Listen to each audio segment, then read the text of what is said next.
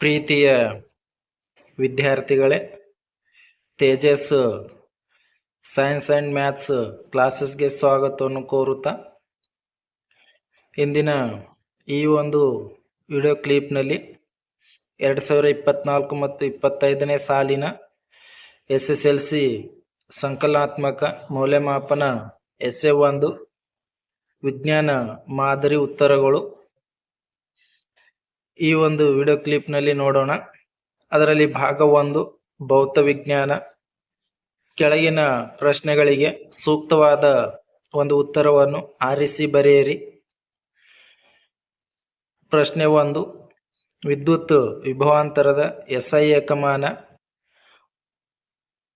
Options ampere, volt, ohm, coulomb. ಇದರಲ್ಲಿ ಸರಿಯಾದ ಉತ್ತರ ವೋಲ್ಟ್.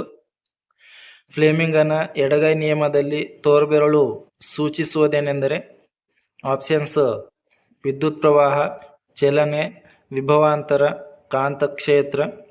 ಸರಿಯಾದ ಉತ್ತರ ಕಾಂತಕ್ಷೇತ್ರ.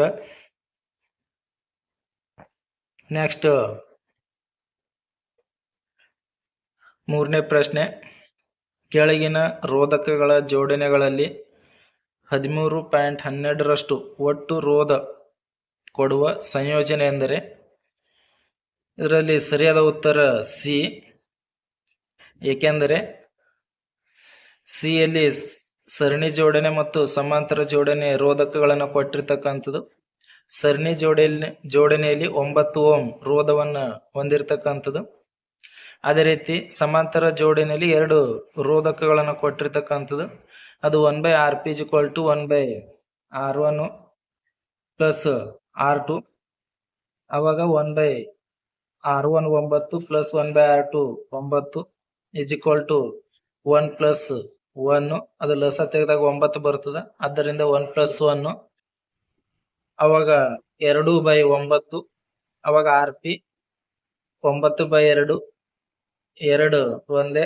2 4 8 2 ಉಳಿತು, 1 ಉಳಿತು. ಅವಾಗ 0 ಪಾಯಿಂಟ್ ಕೊಟ್ಟು 0 ತಗೊಂಡೇವು ಅಂತಾರೆ. 2 5 10. ಅವಾಗ 4.5 ಓಂ ರೋಧವನ್ನ ಸಮಾಂತರ ಜೋಡಣೆಯಲ್ಲಿ 4.5 ಓಂ ರೋಧವನ್ನ ಬರ್ತದ. ಅವಾಗ ಒಟ್ಟು ರೋಧ = Rp plus R1. Rp 4.5 plus R1 9 = 13.5 ಓಂ. ಇದು ಏನದ ಅಂತಾರ ಸಿ ಉತ್ತರ. ಸರಿಯಾದ ಉತ್ತರ ಸಿ. ನೆಕ್ಸ್ಟ್ ಪ್ರಶ್ನೆ 4, ವಾಹಕವೊಂದರ ಅಡ್ಡಕೊಯ್ತು ವಿದ್ಯುತ್ ಪ್ರವಾಹಕ್ಕೆ ನೇರ ಅನುಪಾತದಲ್ಲಿರುತ್ತದೆ. ಕಾರಣ ಕೊಡಿ. ವಾಹಕದ ಅಡ್ಡಕೊಯ್ತು ಹೆಚ್ಚಿದಂತೆ ವಿದ್ಯುತ್ ಪ್ರವಾಹವು ಹೆಚ್ಚಾಗುತ್ತದೆ. ಅಂದ್ರೆ ವಾಹಕದ ಈ ರೀತಿ ಏನದಂತಾರ ದಪ್ಪವು ಹೆಚ್ಚಾದಂತೆ, ಇದರ ದಪ್ಪ ಹೆಚ್ಚಾದಂತೆ ವಿದ್ಯುತ್ ಪ್ರವಾಹ ಕೂಡ ಏನದಂತ ಹೆಚ್ಚಾಗುತ್ತದೆ. ಕಾರಣ ಇದರಲ್ಲಿ ರೋಧ ಏನದಂತಾರ ಕಡಿಮೆಯಾಗುತ್ತದೆ. ನೆಕ್ಸ್ಟ್ 5ನೇದು, ವೃತ್ತಾಕಾರದ ವಾಹಕದ ಸುರುಳಿಯು 10 ಸುತ್ತುಗಳನ್ನು ಹೊಂದಿದ್ದರೆ ಅದರ ಕಾಂತಕ್ಷೇತ್ರವು ಸುರುಳಿಯ 1 ಸುತ್ತಿನಿಂದ ಉಂಟಾದ ಕಾಂತಕ್ಷೇತ್ರಕ್ಕಿಂತ 10ರಷ್ಟು ಅಧಿಕವಾಗಿರುತ್ತದೆ. ಕಾರಣ ಕೊಡಿ. ಉತ್ತರ, ಸುರುಳಿಯಲ್ಲಿನ ವಿದ್ಯುತ್ ಪ್ರವಾಹ ಒಂದೇ ದಿಕ್ಕಿನಲ್ಲಿರುತ್ತದೆ ಮತ್ತು ಪ್ರತಿಯೊಂದು ಸುರುಳಿಯಿಂದ ಉಂಟಾದ ಕಾಂತಕ್ಷೇತ್ರವು ಸಂಯೋಜನೆಗೊಳ್ಳುತ್ತದೆ. ಆದ್ದರಿಂದ ಸುರುಳಿಯಲ್ಲಿ ಸುತ್ತುಗಳ ಸಂಖ್ಯೆ ಹೆಚ್ಚಿದಂತೆ ಅದರ ಸುತ್ತಲಿನ ಕಾಂತಕ್ಷೇತ್ರವು ಅಧಿಕವಾಗಿರುತ್ತದೆ. ಅಂದ್ರೆ ಯಾವಾಗ ಏನದಂತಾರ ಸುರುಳಿಗಳ ಸುತ್ತು ಈ ರೀತಿ ಏನದಂತ 10 ಸುತ್ತುಗಳನ್ನು ನಾವು ಸುತ್ತಿದಾಗ ಅವಾಗ ಪ್ರತಿಯೊಂದು ಸುತ್ತಿನಲ್ಲಿರುವ ವಿದ್ಯುತ್ ಪ್ರವಾಹವು ಅದು ಸಂಯೋಜನೆಗೊಳ್ಳುತ್ತದೆ. ಆದ್ದರಿಂದ ಈ ಕಾಂತಕ್ಷೇತ್ರ ಏನದಂತಾರ ಸಂಯೋಜನೆಗೊಳ್ಳುವುದರಿಂದ ಅದು ಕಾಂತಕ್ಷೇತ್ರ ಏನದಂತಾರ ಅಧಿಕವಾಗಿರುತ್ತದೆ. ನೆಕ್ಸ್ಟ್ ಪ್ರಶ್ನೆ 6, 220 ವೋಲ್ಟ್ ವಿಭವಾಂತರ ಮತ್ತು 5 ಆಂಪಿಯರ್ ರೇಟಿಂಗ್ ಹೊಂದಿರುವ ಗೃಹ ಬಳಕೆಯ ವಿದ್ಯುತ್ ಮಂಡಲಕ್ಕೆ 2 ಕಿಲೋ ವ್ಯಾಟ್ ಸಾಮರ್ಥ್ಯ ಇರುವ ಗೀಜರ್ ಜೋಡಿಸಬಹುದೇ? ನಿಮ್ಮ ಉತ್ತರವನ್ನು ಪುಷ್ಟೀಕರಿಸಿ. ಇದಕ್ಕೆನ್ನದ ಅಂತರ ಇಲ್ಲ. ಏಕೆಂದರೆ P = V × I ಎನ್ನದಂತ ವಿದ್ಯುತ್ ಸಾಮರ್ಥ್ಯದ ಸೂತ್ರವನ್ನು ಹೊಂದಿರತಕ್ಕಂಥದ್ದು. I ಅನ್ನ ಕಂಡುಹಿಡಿಬೇಕಂದ್ರೆ I = P/V. ಇಲ್ಲಿ ಏನದಂತ 2 ಕಿಲೋವ್ಯಾಟ್ ಸಾಮರ್ಥ್ಯವನ್ನು ಕೊಟ್ಟಿರ್ತಕ್ಕಂಥದ್ದು. 2 ಕಿಲೋ ವ್ಯಾಟ್ ಅಂತ 1 kilo watt is equal to 1000 watt. ಆದ್ದರಿಂದ 2 ಕಿಲೋ ವ್ಯಾಟ್ ಅಂತಾರೆ 2000 ಡಿವೈಡೆಡ್ ಬೈ ವಿ 220. ಇದೊಂದು 0 ಇದೊಂದು 0 ಹೋಯ್ತು. ಅವಾಗ ಏನದ ಅಂತ 22 ಡಿವೈಡ್ ಮಾಡಿದೆವು ಅಂತ 9.09 ಬರ್ತದ. ಅವಾಗ ಏನದ ಅಂತಾರ ಫ್ಯೂಸ್ನ ರೇಟಿಂಗ್ ಕಡಿಮೆ ಇರೋದ್ರಿಂದ, ಫ್ಯೂಸ್ನ ರೇಟಿಂಗ್ ಎಷ್ಟದ ಅಂತಾರ 5 ಅದ. ಆದ್ದರಿಂದ ಕಡಿಮೆ ಇರೋದ್ರಿಂದ ಆ ಒಂದು ತಂತಿ ಅನ್ನದ ಅಂತರ ಕರಗಿ ಹೋಗುತ್ತದೆ, ಆ ಮಂಡಲ ಏನದ ಅಂತರ ಕಡಿತಗೊಳ್ಳುತ್ತದೆ. ಆದ್ದರಿಂದ ಗಿಜರಿನ ಸಾಮರ್ಥ್ಯ ಹೆಚ್ಚಿಗಿರೋದ್ರಿಂದ ಆ ಒಂದು ಮಂಡಲಕ್ಕೆ ಜೋಡಿಸಲು ಏನದ ಅಂತರ ಸಾಧ್ಯವಿಲ್ಲ. ನೆಕ್ಸ್ಟ್ ಪ್ರಶ್ನೆ 7. ರೋಧಕಗಳ ಸಮಾಂತರ ಸಂಯೋಜನೆಯನ್ನು ತೋರಿಸುವ ಒಂದು ವಿದ್ಯುತ್ ಮಂಡಲದ ಚಿತ್ರವನ್ನು ಬರೆಯಿರಿ. ಈ ರೀತಿ ಏನದ ಅಂತರ ಸಮಾಂತರ ಜೋಡಣೆ ಚಿತ್ರವನ್ನ ತೆಗಿಬೇಕು. ನೆಕ್ಸ್ಟ್ ಪ್ರಶ್ನೆ 8. ವಿದ್ಯುತ್ ಪ್ರವಾಹವಿರುವ ನೇರ ವಾಹಕದ ತಂತಿಯ ಸುತ್ತು ಉಂಟಾಗುವ ಕಾಂತೀಯ ಬಲರೇಖೆಗಳನ್ನು ಸೂಚಿಸುವ ಚಿತ್ರವನ್ನು ಬರೆಯಿರಿ. ಈ ಒಂದು ಚಿತ್ರವನ್ನು ಕೂಡ ಏನದ ಅಂತ ನೋಡ್ಕೊಳ್ಬೇಕು. ಅದೇ ರೀತಿ 9ನೇದು ಯಾವಾಗ ಏನದ ಅಂತಂದ್ರ 25 ಓಂ ರೋಧ ಹೊಂದಿರುವ ಒಂದು ವಿದ್ಯುತ್ ದೀಪ ಮತ್ತು 5 ಓಂ ರೋಧವನ್ನು ಹೊಂದಿರುವ ಒಂದು ವಾಹಕವನ್ನು 5 ವೋಲ್ಟ್ ಶುಷ್ಕ ಕೋಶಕ್ಕೆ ಸರಣಿ ಕ್ರಮದಲ್ಲಿ ಜೋಡಿಸಿದೆ. ಅವಾಗ 1ನೇದು ಮಂಡಲದ ಒಟ್ಟು ರೋಧ, ಮಂಡಲದಲ್ಲಿ ಪ್ರವಹಿಸುತ್ತಿರುವ ವಿದ್ಯುತ್ ಪ್ರವಾಹ, ವಿದ್ಯುತ್ ದೀಪ ಮತ್ತು ವಾಹಕದ ತುದಿಗಳ ನಡುವಿನ ವಿಭವಾಂತರವನ್ನು ಕಂಡುಹಿಡಿಯಿರಿ. ಅವಾಗ ಏನದ ಅಂತರ ಕೊಟ್ಟಿರ್ತಕ್ಕಂಥ R1 25 ohm, R2 5 ohm, V 5 volt. ಅವಾಗ ಮಂಡಲದ ಒಟ್ಟು ರೋಧ ಸರಣಿ ಕ್ರಮದಲ್ಲಿ ಇರೋದ್ರಿಂದ RS = R1 + R2. ಅವಾಗ R1 25, R2 5, ಅವೆರಡು ಪ್ಲಸ್ ಮಾಡಿದಾಗ 30 ಓಮ್. ಇದು ಮಂಡಲದ ಒಟ್ಟು ರೋಧ. ನೆಕ್ಸ್ಟ್ ಮಂಡಲದಲ್ಲಿ ಪ್ರವಹಿಸುತ್ತಿರುವ ವಿದ್ಯುತ್ ಪ್ರವಾಹ I = V/R ಸೂತ್ರ ಇರೋದು. ಅದಕ್ಕೆ ವಿ ಎಷ್ಟು ಅಂತಂದ್ರೆ 5 ಮತ್ತು R ಇವಾಗ ಬಂದಿರತಕ್ಕಂಥ 30. ಇದನ್ನ ಡಿವೈಡ್ ಮಾಡಿದ್ವಿ ಅಂದ್ರೆ 0.166 ಆಂಪಿಯರ್. ನೆಕ್ಸ್ಟ್ ವಿದ್ಯುತ್ ದೀಪದ ವಿಭವಾಂತರದ ಸೂತ್ರ V = I × R. ಅವಾಗ I 0.16 × R 25 ಇಂಟು ಮಾಡಿದ್ವಿ ಅಂತಂದ್ರೆ 4.16 ವೋಲ್ಟ್. ವಾಹಕದ ವಿಭವಾಂತರ V = IR. ಅವಾಗ I 0.16 × R ಅದು ಎಷ್ಟು ಅಂತಾರೆ ಇದು 5. ಆದ್ದರಿಂದ ಅವೆರಡು ಇಂಟು ಮಾಡಿದಾಗ 0.83 ವೋಲ್ಟ್. ಅಥವಾ 2 ಓಂ ರೋಧದಿಂದ ಪ್ರತಿ ಸೆಕೆಂಡಿಗೆ 50 ಜೂಲ್ ಉಷ್ಣ ಶಕ್ತಿ ಉತ್ಪತ್ತಿ ಮಾಡುತ್ತದೆ. ರೋಧಕದ ನಡುವಿನ ವಿಭವಾಂತರವನ್ನು ಕಂಡುಹಿಡಿಯಿರಿ. ಅವಾಗ ಏನದಂತ 6 ನಿಮ್ಗೆ ಕೊಟ್ಟಿರ್ತಕ್ಕಂಥ 2 ಓಮ್ 50 ಜೂಲ್ ಅಂದ್ರೆ H ಹೀಟ್ 50 ಜೂಲ್, T 1 ಸೆಕೆಂಡ್, V = ವಿಭವಾಂತರ ಎಷ್ಟು. ಅವಾಗ ಏನದ ಅಂತಂದ್ರ H = I²R T. ಅವಾಗ H 50 I² × R 2 × T 1. ಅವಾಗ I² = H ಅಂತಂದ್ರೆ 50/2. ಅವಾಗ 2 1 2 25. ಅದಕ್ಕ I² ಅಂತಂದ್ರ ಸ್ಕ್ವೇರ್ ಅನ್ನ ಹೊರಗೆ ತೆಗೆದ್ವಿ ಅಂತಂದ್ರೆ I = 5 ಆಂಪಿಯರ್. V = RI. ಅವಾಗ R 2 × I 5 = 10 ವೋಲ್ಟ್. ಇದನ್ನಂತರ √H/RT ಈ ಸೂತ್ರವನ್ನು ಕೂಡ ಬಳಸಿ ಅನ್ನೋದ ಅಂತಾರೆ ನಾವು ಈ ಲೆಕ್ಕವನ್ನ ಮಾಡಬಹುದು. ನೆಕ್ಸ್ಟ್ 10ನೇದು ಗೃಹ ವಿದ್ಯುತ್ ಮಂಡಲದಲ್ಲಿ 1ನೇದು ಓವರ್ಲೋಡ್ ಉಂಟಾಗಲು ಕಾರಣವೇನು. ಬಿ 15 ಆಂಪಿಯರ್ ಮತ್ತು 5 ಆಂಪಿಯರ್ ವಿದ್ಯುತ್ ಮಂಡಲದ ಅನುಕೂಲತೆಗಳೇನು. ಅದರಲ್ಲಿ ಓವರ್ಲೋಡ್ ಉಂಟಾಗಲು ಕಾರಣವೇನು ಅಂತಂದ್ರೆ ಸಜೀವ ತಂತಿ ಮತ್ತು ತಟಸ್ಥ ತಂತಿಗಳು ನೇರ ಸಂಪರ್ಕಕ್ಕೆ ಬಂದಾಗ ಓವರ್ಲೋಡ್ ಉಂಟಾಗುತ್ತದೆ. ವಿದ್ಯುತ್ ಉಪಕರಣಗಳಲ್ಲಿ ದೋಷವಿದ್ದಾಗ ಓವರ್ಲೋಡ್ ಉಂಟಾಗುತ್ತದೆ. ಹಲವು ಉಪಕರಣಗಳು ಒಂದೇ ಸಾಕೆಟ್ಗೆ ಜೋಡಿಸಿದಾಗ ಓವರ್ಲೋಡ್ ಉಂಟಾಗುತ್ತದೆ. ನೆಕ್ಸ್ಟ್ ಬಿ 15 ಆಂಪಿಯರ್ ಮತ್ತು 5 ಆಂಪಿಯರ್ ವಿದ್ಯುತ್ ಮಂಡಲದ ಅವಶ್ಯಕತೆ ಏನು. ಹೆಚ್ಚಿನ ಸಾಮರ್ಥ್ಯವುಳ್ಳ ಸಾಧನಗಳಾದ ಗೀಜರ್ಗಳು, ಕೂಲರ್ಗಳು, ತಂಪು ಕಾರಕಗಳಿಗಾಗಿ ನಾವು 15 ಆಂಪಿಯರ್ ವಿದ್ಯುತ್ ಮಂಡಲವನ್ನು ಬಳಸಬಹುದು. ಕಡಿಮೆ ಸಾಮರ್ಥ್ಯ ಹೊಂದಿರತಕ್ಕಂಥ ಉಪಕರಣಗಳು ಅದು ಬಲ್ಬು, ಫ್ಯಾನು ಇವುಗಳಿಗಾಗಿ ನಾವು 5 ಆಂಪಿಯರ್ ವಿದ್ಯುತ್ ಮಂಡಲವನ್ನು ಬಳಸಬಹುದು. ನೆಕ್ಸ್ಟ್ 11ನೇ ಪ್ರಶ್ನೆ, ಬೇರೆ ಬೇರೆ ವಸ್ತುಗಳಲ್ಲಿ ವಿದ್ಯುತ್ ಪ್ರವಾಹವು ಬೇರೆ ಬೇರೆಯಾಗಿರುತ್ತದೆ ಎಂಬುದನ್ನು ನಿರ್ಧರಿಸಲು ಒಂದು ಚಟುವಟಿಕೆಯನ್ನು ವಿವರಿಸಿ. ವಿಭಿನ್ನ ರೋಧವುಳ್ಳ ರೋಧಕಗಳನ್ನು ಸಮಾಂತರವಾಗಿ ಜೋಡಿಸಿ ಪ್ರತಿಯೊಂದು ರೋಧಕವು ಒಂದೊಂದು ಅಮೀಟರ್ ಅನ್ನು ಸರಣಿಯಲ್ಲಿ ಜೋಡಿಸಿ ಇದನ್ನು ವಿದ್ಯುತ್ ಕೋಶಕ್ಕೆ ಜೋಡಿಸಿ ಮತ್ತು ಮಂಡಲದ ಮೂಲಕ ವಿದ್ಯುತ್ ಪ್ರವಾಹ ಹರಿಯುವಂತೆ ಮಾಡಿ ಅಮೀಟರ್ನ ಸೂಚ್ಯಾಂಕವನ್ನು ದಾಖಲಿಸಿ. ಬೇರೆ ಬೇರೆ ರೋಧಕಗಳಲ್ಲಿ ವಿದ್ಯುತ್ ಪ್ರವಾಹ ಕೂಡ ಬೇರೆ ಬೇರೆಯಾಗಿರುತ್ತದೆ. ನೆಕ್ಸ್ಟ್ 12, ಒಂದು ದಿಕ್ಸೂಚಿ ಮತ್ತು ಒಂದು ದಂಡಕಾಂತವನ್ನು ಉಪಯೋಗಿಸಿಕೊಂಡು ದಂಡಕಾಂತದ ಸುತ್ತಲೂ ಕಾಂತೀಯ ಬಲರೇಖೆಗಳನ್ನು ಚಿತ್ರಿಸುವ ಚಟುವಟಿಕೆಯನ್ನು ವಿವರಿಸಿ. ಕಾಂತೀಯ ಬಲರೇಖೆಗಳ ಗುಣಗಳನ್ನು ತಿಳಿಸಿ. ಒಂದು ಚಿಕ್ಕ ಉತ್ತರ, ಒಂದು ಚಿಕ್ಕ ದಿಕ್ಸೂಚಿ ಮತ್ತು ದಂಡಕಾಂತವನ್ನು ತೆಗೆದುಕೊಂಡು ಡ್ರಾಯಿಂಗ್ ಹಾಳೆಗೆ ಬಂಧಿಸಿ ಬಿಳಿಯ ಹಾಳೆಯ ಮೇಲೆ ದಂಡಕಾಂತವನ್ನು ಇರಿಸಿ ದಂಡಕಾಂತದ ಸುತ್ತಲಿನ ಸೀಮಾ ರೇಖೆಯನ್ನು ಗುರುತು ಮಾಡಿಕೊಳ್ಳಬೇಕು. ದಂಡಕಾಂತದ ಉತ್ತರ ಧ್ರುವದ ಬಳಿ ದಿಕ್ಸೂಚಿಯನ್ನು ಇರಿಸಿ ದಿಕ್ಸೂಚಿಯ 2 ತುದಿಗಳ ಸ್ಥಾನಗಳನ್ನು ಗುರುತು ಮಾಡಿಕೊಳ್ಳಿ. ದಿಕ್ಸೂಚಿಯ ಉತ್ತರ ಧ್ರುವವು ಮೊದಲು ಆಕ್ರಮಿಸಿದ ಸ್ಥಾನವನ್ನು ದಕ್ಷಿಣ ಧ್ರುವವು ಆಕ್ರಮಿಸುವಂತೆ ದಿಕ್ಸೂಚಿ ಚಲಿಸಬೇಕು.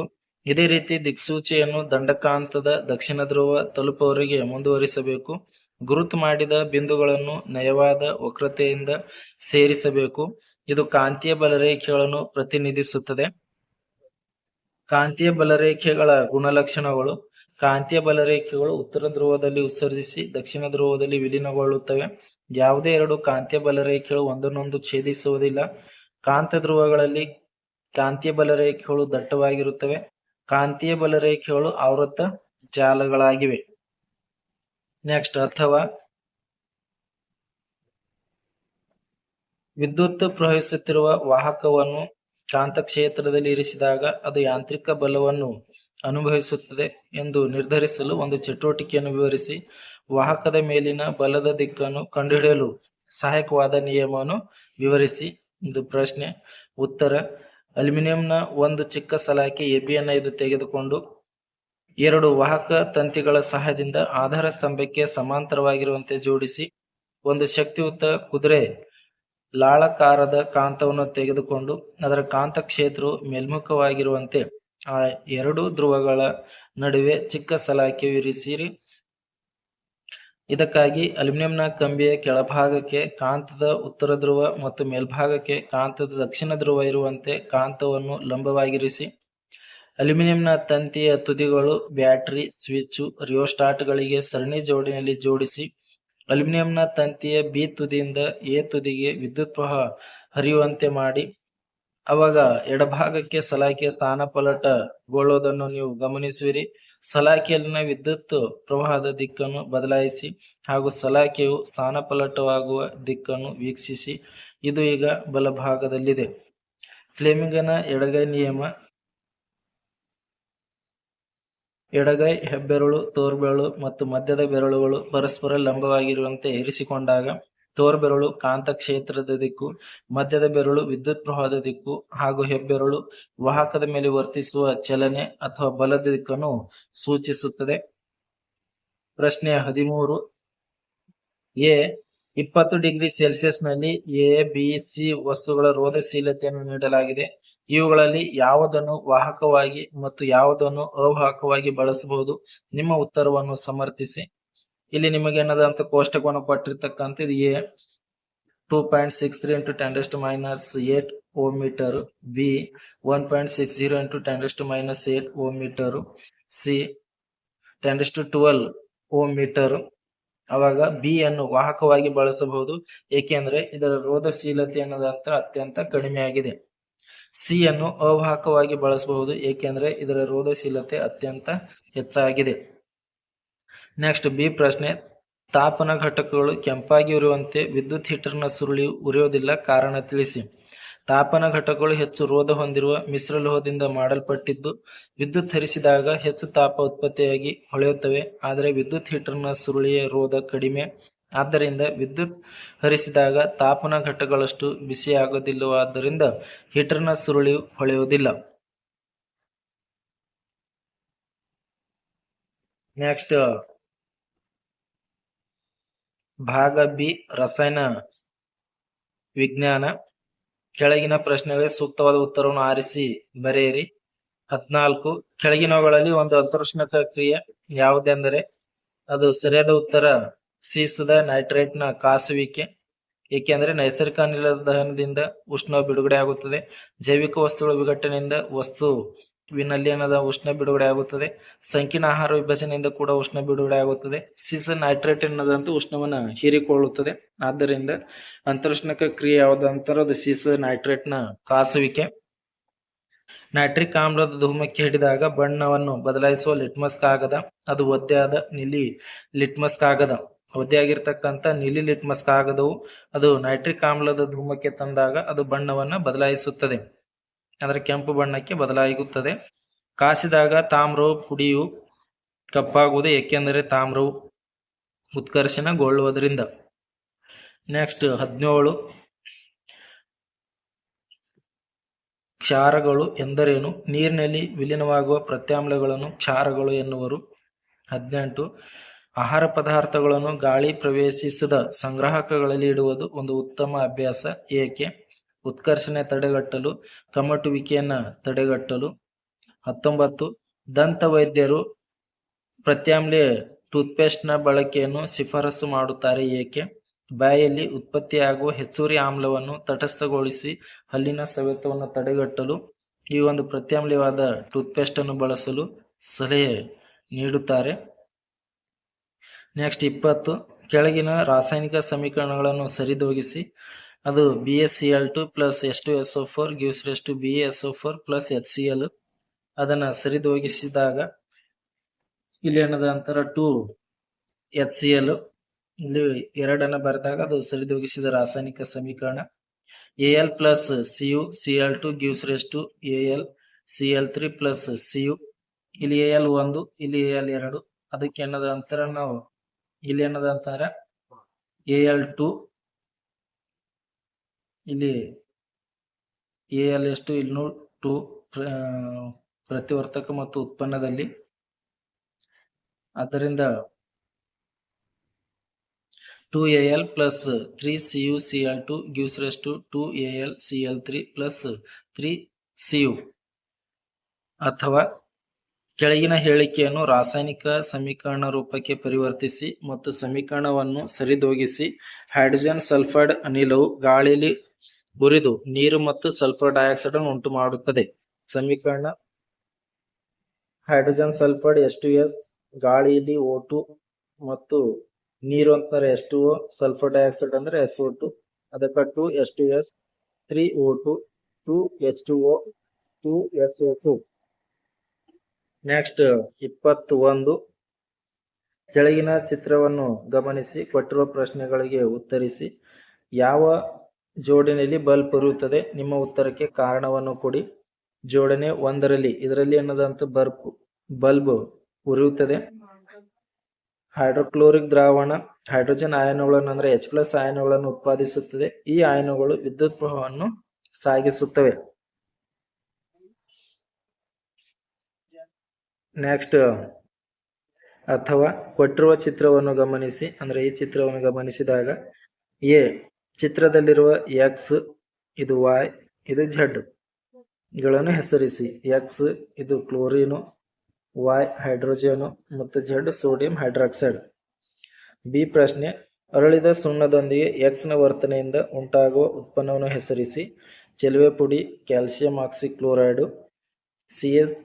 CaOCl2 ಕ್ಯಾಲ್ಸಿಯಂ ಹೈಡ್ರಾಕ್ಸೈಡ್ ಜೊತೆಗೆ ಕ್ಲೋರಿನ್ ವರ್ತಿಸಿದಾಗ X ಅಂತಂದ್ರೆ ಅದು ಕ್ಲೋರಿನ್ ವರ್ತಿಸಿದಾಗ ಕ್ಯಾಲ್ಸಿಯಂ ಆಕ್ಸಿಕ್ಲೋರೈಡ್ ಚೆಲುವೆ ಪುಡಿ ದೊರೆಯುತ್ತದೆ ಪ್ಲಸ್ H2O. ನೆಕ್ಸ್ಟ್ 22 ಪ್ರಶ್ನೆ ರಾಸಾಯನಿಕ ಬದಲಾವಣೆಯನ್ನು ಪ್ರಾಯೋಗಿಕವಾಗಿ ತೋರಿಸುವ ಚಿತ್ರವನ್ನು ಗಮನಿಸಿ ಮತ್ತು ಕೆಳಗಿನ ಪ್ರಶ್ನೆಗಳಿಗೆ ಉತ್ತರಿಸಿ. ಎ, ಈ ರಾಸಾಯನಿಕ ಕ್ರಿಯೆಯಲ್ಲಿ ಉತ್ಪನ್ನವು ಪಿ ಉಂಟಾಗುತ್ತದೆ. ಅಂದ್ರೆ ಈ ಒಂದು ಬೀಕರ್ದಲ್ಲಿ ಕ್ಯಾಲ್ಸಿಯಂ ಹೈಡ್ರಾಕ್ಸೈಡ್ ಮತ್ತು ನೀರನ್ನು ಹಾಕಿಂದದ, ಅವಾಗ ಇವೆರಡು ವರ್ತಿಸಿದಾಗ ಪಿ ಉಂಟಾಗುತ್ತದೆ.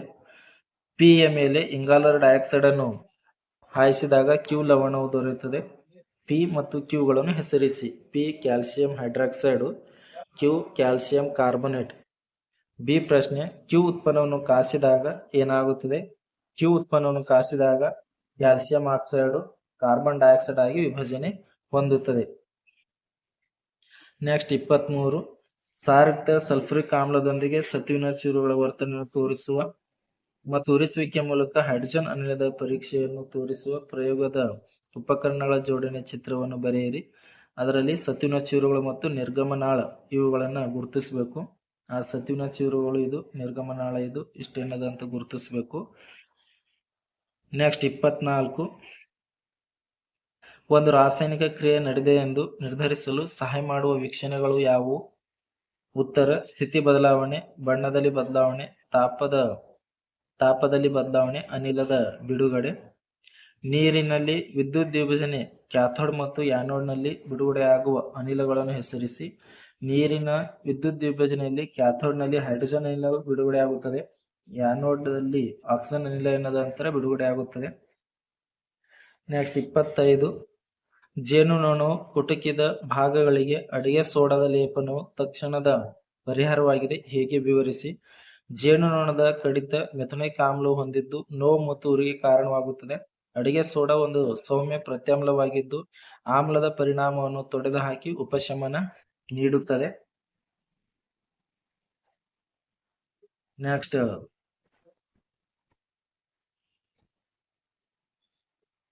ಅಥವಾ ಒಬ್ಬ ವಿದ್ಯಾರ್ಥಿಯು ಎ, ಬಿ, ಸಿ ಮತ್ತು ಡಿ ದ್ರಾವಣಗಳ pH ಅನ್ನು ಕ್ರಮವಾಗಿ 12, 3, 6 ಮತ್ತು 7 ಎಂದು ಪತ್ತೆ ಹಚ್ಚುತ್ತಾನೆ. ಈ ದ್ರಾವಣಗಳ ಸ್ವಭಾವವನ್ನು ಊಹಿಸಿ ನಿಮ್ಮ ಉತ್ತರವನ್ನು ಸಮರ್ಥಿಸಿ. ಇಲ್ಲಿ ಏನದ ಅಂತಂದ್ರ ಎ ಎಷ್ಟು, ಇದು ಎ 12, ಬಿ 3, ಸಿ 6 ಮತ್ತು ಡಿ 7. ಅವಾಗ ಏನದ ಅಂತಾರ, ಈ ಸ್ವಭಾವವನ್ನ ಬರಿಬೇಕು. ಬಿ ಮತ್ತು ಸಿ, ಬಿ ಎಷ್ಟು 3 ಮತ್ತು ಸಿ ಎಷ್ಟು 6. ಇವೇನದ ಅಂತಾರ ಆಮ್ಲೀಯ ದ್ರಾವಣಗಳು. ಕಾರಣ ಇವುಗಳ pH ಮೌಲ್ಯ 7ಕ್ಕಿಂತ ಕಡಿಮೆ. ಎ ಪ್ರತ್ಯಾಮ್ಲೀಯ ದ್ರಾವಣ, ಕಾರಣ ಇದರ pH ಮೌಲ್ಯ 7ಕ್ಕಿಂತ ಹೆಚ್ಚು. ಡಿ ತಟಸ್ಥ ದ್ರಾವಣ, ಕಾರಣ ಇದರ pH ಮೌಲ್ಯ 7. ನೆಕ್ಸ್ಟ್, ಒಂದು ಕಬ್ಬಿಣದ ಮೂಳೆಯನ್ನು ತಾಮ್ರದ ಸಲ್ಫೇಟ್ ದ್ರಾವಣವನ್ನು ಹೊಂದಿರುವ ಬೀಕರ್ನಲ್ಲಿ ಮುಳುಗಿಸಲಾಗಿದೆ. ಕೆಲವು ನಿಮಿಷಗಳ ನಂತರ ಕಬ್ಬಿಣದ ಮೂಳೆಯನ್ನು ಮೇಲೆ ಕಂದು ಬಣ್ಣದ ಲೇಪನವನ್ನು ಉಂಟಾಗುತ್ತದೆ ಹಾಗೂ ತಾಮ್ರದ ಸಲ್ಫೇಟ್ ದ್ರಾವಣದ ನೀಲಿ ಬಣ್ಣವು ಮಾಸುತ್ತದೆ.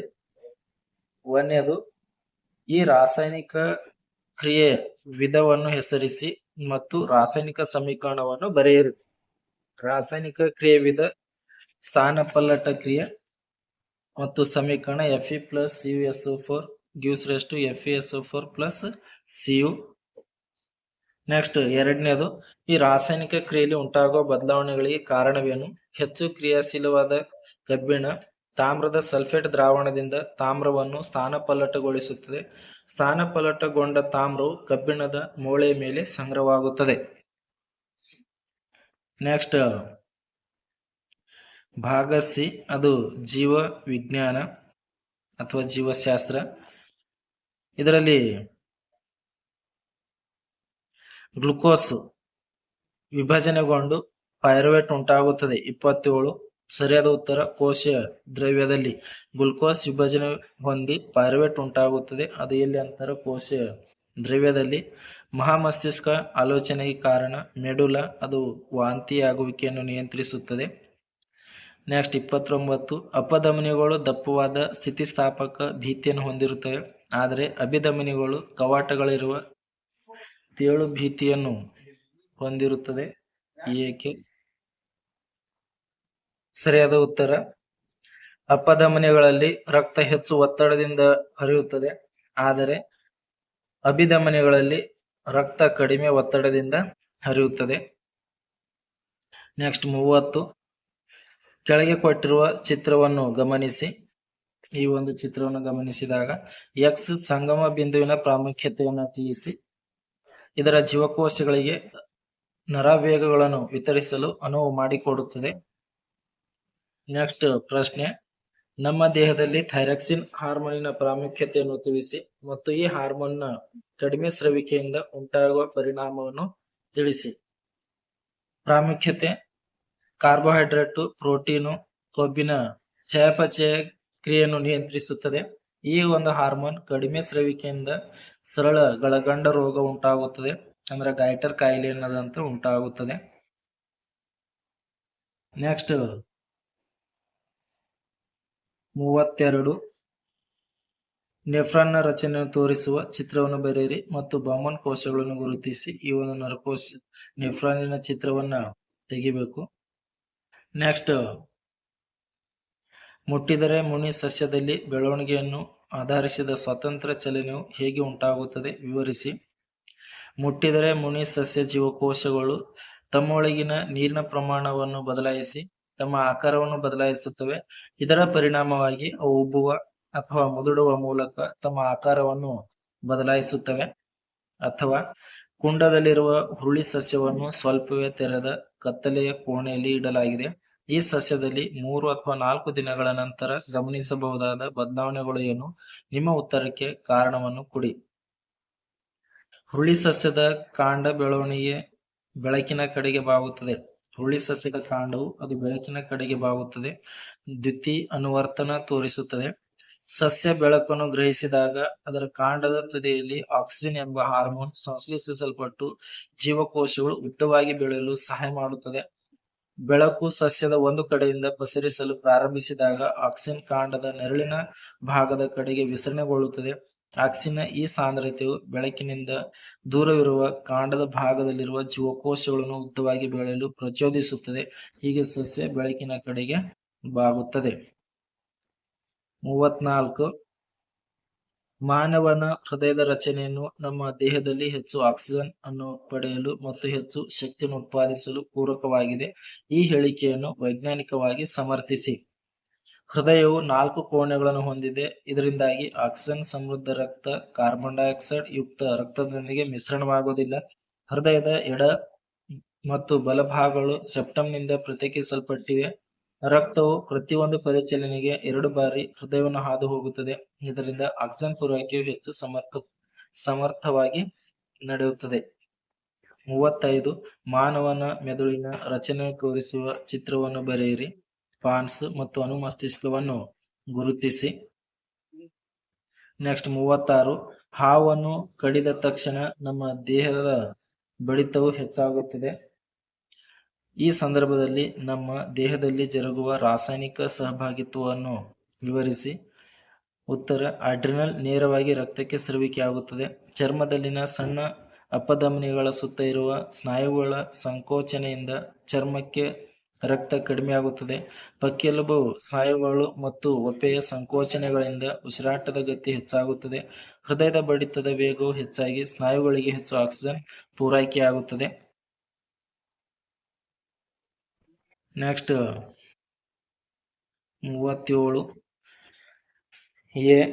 ಸಸ್ಯಗಳಲ್ಲಿ ಜರುಗುವ ವಿವಿಧ ವಿಸರ್ಜನಾ ತಂತ್ರಗಳನ್ನು ವಿವರಿಸಿ. ಎಲೆಗಳಲ್ಲಿ ಸಂಗ್ರಹಿಸಿ ಎಲೆ ಉದುರಿಸುವುದು.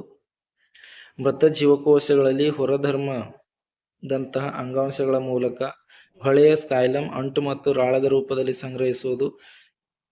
ಬೇರಿನ ಮೂಲಕ ಮಣ್ಣಿಗೆ ವಿಸರ್ಜಿಸುವುದು. ಹೆಚ್ಚಿನ ನೀರನ್ನು ಬಾಷ್ಪ ವಿಸರ್ಜನೆಯ ಮೂಲಕ ಹೊರಹಾಕುವುದು. ಬಿ. ಪತ್ರರಂಧ್ರಗಳಲ್ಲಿ ಕಾವಲು ಕೋಶಗಳ ಕಾರ್ಯವೇನು? ಪತ್ರರಂಧ್ರದ ತೆರೆಯುವಿಕೆ ಮತ್ತು ಮುಚ್ಚುವಿಕೆಯನ್ನು ನಿಯಂತ್ರಿಸುತ್ತದೆ. ಅಥವಾ ಮಾನವನ ಜೀರ್ಣಾಂಗವ್ಯೂಹದಲ್ಲಿ ಕೆಳಗಿನ ಕಿಣ್ವಗಳ ಪಾತ್ರವನ್ನು ತಿಳಿಸಿ. ಲಾಲಾರಸದ ಅಮೈಲೇಸ್ ಇದು ಪಿಷ್ಟವನ್ನು ಸಕ್ಕರೆಯಾಗಿ ಪರಿವರ್ತಿಸುತ್ತದೆ. ಪೆಪ್ಸಿನ್ ಪ್ರೋಟೀನ್ ಅನ್ನು ಜೀರ್ಣಿಸುತ್ತದೆ. ಟ್ರಿಪ್ಸಿನ್ ಪ್ರೋಟೀನ್ ಅನ್ನು ಜೀರ್ಣಿಸುವುದು.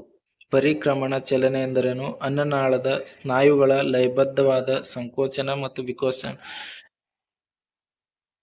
ಸಂಕೋಚನೆಯನ್ನು ಪರಿಕ್ರಮಣ ಚಲನೆ ಎನ್ನುವರು. 38, ಸಸ್ಯಗಳಲ್ಲಿ ಜರುಗುವ ಕೆಳಗಿನ ಘಟನೆಗಳನ್ನು ಸಂಕ್ಷಿಪ್ತವಾಗಿ ವಿವರಿಸಿ. ಎ. ಸೌರಶಕ್ತಿಯು ಆಹಾರವಾಗಿ ಪರಿವರ್ತನೆಯಾಗುವುದು. ಹಸಿರು ಸಸ್ಯಗಳು ಕಾರ್ಬನ್ ಡೈಆಕ್ಸೈಡ್ ಮತ್ತು ನೀರನ್ನು ತೆಗೆದುಕೊಂಡು ಸೌರ ಬೆಳಕು ಮತ್ತು ಕ್ಲೋರೋಫಿಲ್ ಉಪಸ್ಥಿತಿಯಲ್ಲಿ ಕಾರ್ಬೋಹೈಡ್ರೇಟ್ ಉತ್ಪಾದಿಸುತ್ತವೆ. ಈ ಕ್ರಿಯೆಯನ್ನು ದ್ಯುತಿಸಂಶ್ಲೇಷಣೆ ಎನ್ನುವರು. ದ್ಯುತಿಸಂಶ್ಲೇಷಣೆಯಲ್ಲಿ ಜರುಗುವ ಘಟನೆಗಳು ಕ್ಲೋರೋಫಿಲ್ನಿಂದ ಬೆಳಕಿನ ಶಕ್ತಿ ಹೀರಿಕೆ, ಬೆಳಕಿನ ಶಕ್ತಿಯು ರಾಸಾಯನಿಕ ಶಕ್ತಿಯಾಗಿ ಪರಿವರ್ತನೆಯಾಗುವುದು ಮತ್ತು ನೀರಿನ ಅಣುಗಳು ಹೈಡ್ರೋಜನ್ ಮತ್ತು ಆಕ್ಸಿಜನ್ ಆಗಿ ವಿಭಜಿಸಲ್ಪಡುವುದು, ಕಾರ್ಬನ್ ಡೈಆಕ್ಸೈಡ್ ಕಾರ್ಬೋಹೈಡ್ರೇಟ್ ಆಗಿ ಪರಿವರ್ತಿಸಲ್ಪಡುವುದು. ಬಿ. ನಿರಯವ ವಸ್ತು ಸ್ಥಾನಾಂತರಣದಲ್ಲಿ ಶೋಷಣ ಒತ್ತಡ ಉಂಟಾಗುವುದು. ಹಗಲಿನಲ್ಲಿ ಎಲೆಗಳ ಜೀವಕೋಶದಿಂದ ಆವಿಯಾಗುವ ನೀರಿನ ಅಣುಗಳು ಶೋಷಣವನ್ನು ಉಂಟುಮಾಡುತ್ತವೆ.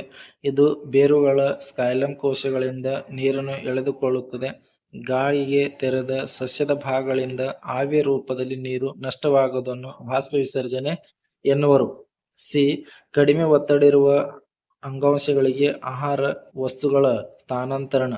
ಎಟಿಪಿಯಿಂದ ಶಕ್ತಿಯನ್ನು ಬಳಸಿಕೊಂಡು ಸುಕ್ರೋಸ್ನಂತಹ ವಸ್ತುವನ್ನು ಫ್ಲೋಯಂ ಅಂಗಾಂಶಕ್ಕೆ ವರ್ಗಾಯಿಸಲಾಗುತ್ತದೆ. ಇದು ಅಂಗಾಂಶದ ಅಭಿಸರಣ ಒತ್ತಡವನ್ನು ಹೆಚ್ಚಿಸಿ ನೀರು ಅದರೊಳಗೆ ಪ್ರವೇಶಿಸಲು ಕಾರಣವಾಗುತ್ತದೆ. ಈ ಒತ್ತಡವು ಫ್ಲೋಯಂನಿಂದ ವಸ್ತುಗಳ ಕಡಿಮೆ ಒತ್ತಡ ಇರುವ ಅಂಗಾಂಶಗಳಿಗೆ ಚಲಿಸುವಂತೆ ಮಾಡುತ್ತದೆ. ಇದು ಸಸ್ಯದ ಅವಶ್ಯಕತೆಗೆ ಅನುಗುಣವಾಗಿ ವಸ್ತುಗಳು ಸಾಗಿಸಲು ಫ್ಲೋಯಂಗೆ ಅನುವು ಮಾಡಿಕೊಡುತ್ತದೆ. ಇಲ್ಲಿವರೆಗೆ ಈ ಒಂದು ವಿಡಿಯೋವನ್ನು ವೀಕ್ಷಿಸಿದ್ದಕ್ಕಾಗಿ ಧನ್ಯವಾದಗಳು.